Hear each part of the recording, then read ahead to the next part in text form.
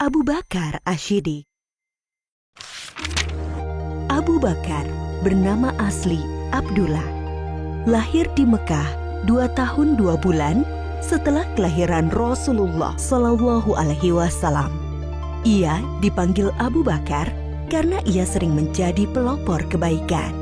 Abu berarti bapak dan Bakar berarti segera atau dini atau awal. Sebab itu beliau selanjutnya disebut Abu Bakar.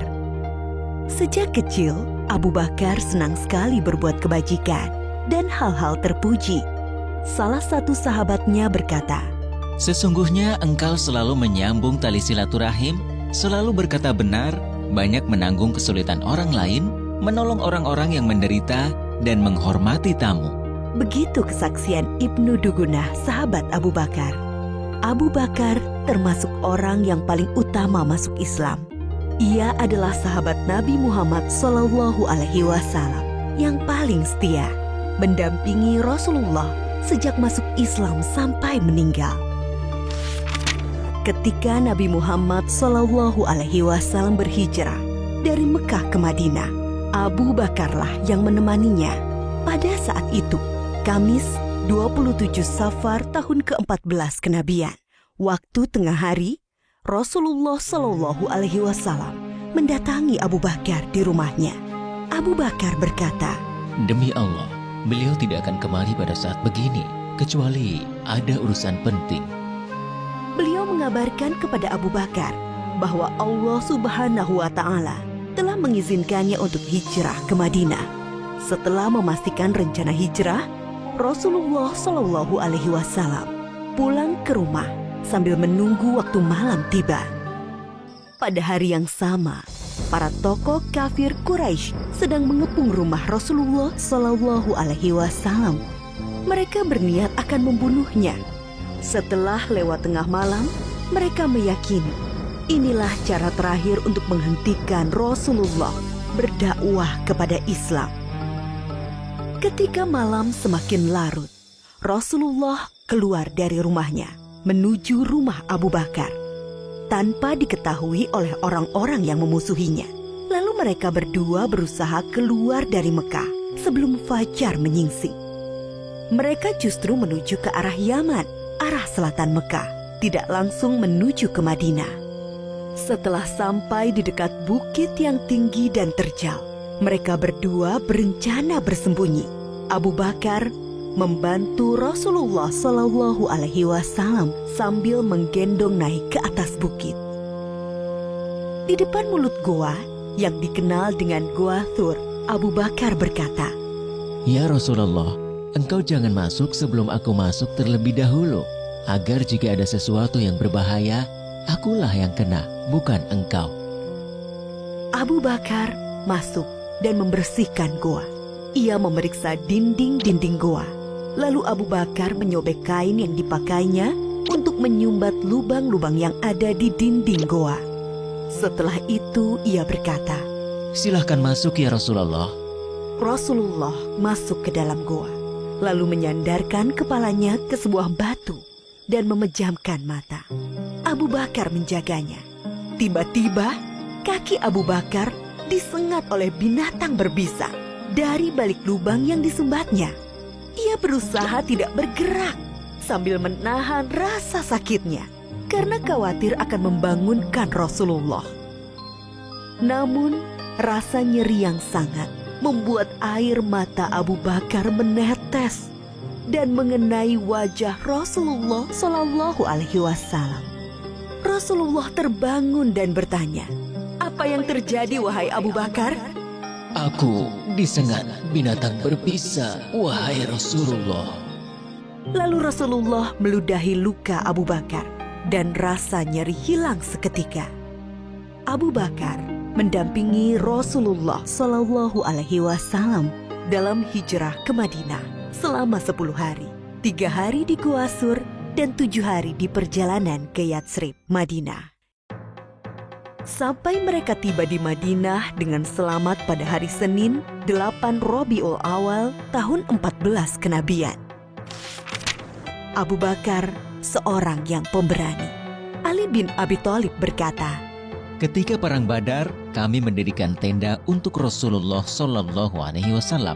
Lalu kami bertanya, siapa yang bersedia mendampingi Rasulullah Shallallahu Alaihi Wasallam agar tidak ada musuh yang bisa mendekatinya? Demi Allah, tak satu pun dari kami yang maju selain Abu Bakar. Abu Bakar juga seorang yang sangat dermawan. Putri Abu Bakar, Aisyah menceritakan, ketika masuk Islam, Abu Bakar memiliki 40.000 dinar keping emas. Ia menginfakkan seluruh hartanya itu kepada Rasulullah Shallallahu Alaihi Wasallam. Abu Bakar, seorang yang cerdas dan berilmu luas. Abdullah bin Umar pernah ditanya, siapakah yang memberi fatwa di masa Rasulullah Shallallahu Alaihi Wasallam? Ia menjawab, Abu Bakar dan Umar, dan aku tidak mengetahui orang lain selain mereka berdua. Abu Bakar juga sosok yang paling baik dan utama. Abdullah bin Umar berkisah, Di masa Rasulullah, kami diperintahkan memilih orang-orang. Kami pun memilih Abu Bakar, lalu Umar, lalu Utsman. Dan terlihat Rasulullah Shallallahu Alaihi Wasallam tidak menentang hal itu. Abu Hurairah berkata, Rasulullah Shallallahu Alaihi Wasallam bertanya, siapa di antara kalian yang puasa hari ini? Abu Bakar menjawab, Aku.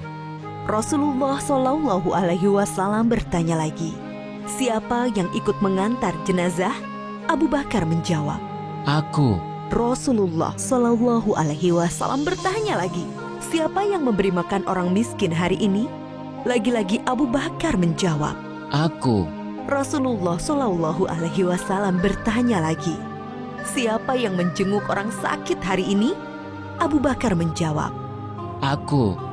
Lalu Rasulullah bersabda, tidaklah semua perkara yang aku sebutkan tadi dilakukan oleh seseorang, melainkan orang itu akan masuk surga. Ketika Rasulullah Shallallahu Alaihi Wasallam jatuh sakit, kemudian sakitnya semakin parah, beliau bersabda, suruhlah Abu Bakar untuk menjadi imam sholat. Sebagian ulama sahabat memahami bahwa perintah ini adalah petunjuk Nabi Muhammad Shallallahu Alaihi Wasallam bahwa Abu Bakar adalah sahabat yang paling utama. Rasulullah juga pernah berpesan kepada Bilal sahabatnya, wahai Bilal, jika waktu sholat telah tiba dan aku belum datang, mintalah Abu Bakar menjadi imam.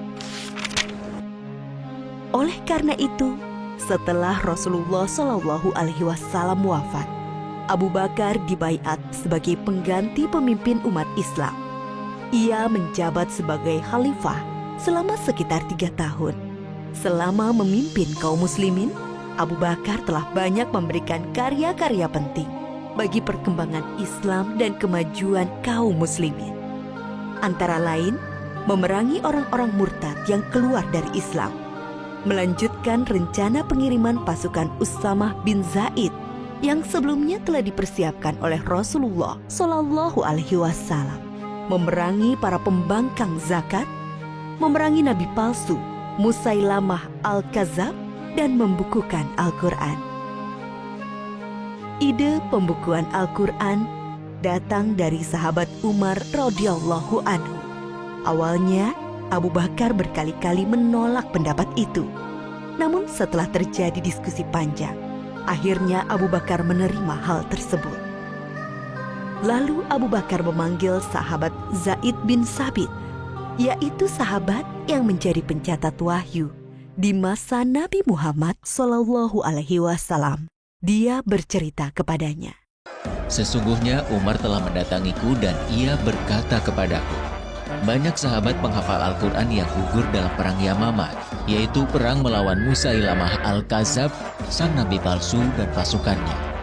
Aku khawatir peristiwa serupa juga menimpa para qurra, para penghafal Al-Quran dalam peristiwa lainnya. Akibatnya akan hilang sebagian besar dari Al-Quran. Wahai Zaid, engkau anak muda yang cerdas. Kami mempercayaimu sepenuhnya bahwa engkau juga juru tulis wahyu Rasulullah. Jadi, carilah ayat-ayat Al-Quran itu, lalu kumpulkanlah. Zaid menolak sambil berkata kepada Abu Bakar dan Umar, Mengapa kalian akan melakukan sesuatu yang tidak pernah dilakukan oleh Rasulullah Shallallahu Alaihi Wasallam? Demi Allah, ini perbuatan yang baik. Tukas Abu Bakar. Zaid mengulangi penolakannya. Tidak, Sambil bergumam, andai kata ia membebaniku untuk memindahkan sebuah gunung, itu jauh lebih ringan daripada perintahnya menghimpun ayat-ayat Al-Quran. namun setelah diskusi, akhirnya Zaid menerima dan berkata, Akhirnya, Allah Subhanahu wa Ta'ala membukakan pintu hatiku, seperti halnya Allah membukakan hati Umar dan Abu Bakar. Mulailah aku mengumpulkan ayat-ayat Al-Quran yang tertulis di dedaunan, pelepah kurma, tulang belulang, juga dari para penghafal Al-Quran. setelah terkumpul menjadi satu mushaf, Khalifah Abu Bakar menyimpannya sampai wafatnya. Inilah jasa Abu Bakar yang sangat berharga dan masih bisa dirasakan oleh kaum muslimin hingga saat ini. Pada hari-hari terakhirnya, Abu Bakar sakit demam sekitar 15 hari. Beliau pun masih berpikir untuk kebaikan Islam dan kaum muslimin. Abu Bakar berusaha mencarikan pemimpin terbaik bagi kaum muslimin, memikirkan persatuan kaum muslimin, menjauhkan kaum muslimin dari perselisihan. Ia memanggil beberapa sahabat senior untuk dimintai pendapat tentang Umar. Ia juga meminta Utsman bin Affan untuk menuliskan surat wasiat, lalu memberinya cap stempel dan membawanya keluar untuk dibacakan kepada kaum muslimin agar mentaati keputusan Abu Bakar dalam menetapkan Umar bin Khattab sebagai penggantinya memimpin umat Islam. Aisyah, putri Abu Bakar, berkisah, pada penghujung usianya, Abu Bakar bertanya kepadanya, Pada hari apakah Rasulullah Shallallahu Alaihi Wasallam wafat?